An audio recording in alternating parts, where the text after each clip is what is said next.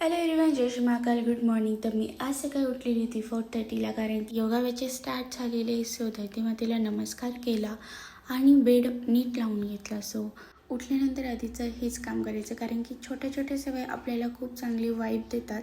आणि तानपुरा पण मी त्याच्या जागेवर ठेवला आणि मी रेडी झाली होती क्लासवर जाण्यासाठी. सो बघू शकतात तुम्ही 4:47 झाले आहेत आणि आता माझं चालू आहे वॉटर बॉटल भरायचं काम.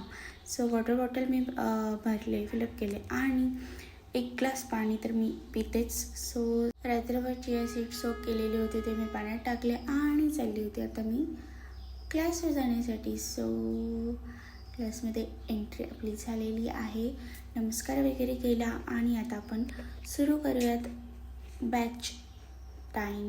सो ट्रायपॉड मी घेऊन येते सोबत, कारण की मला खाली लागतो.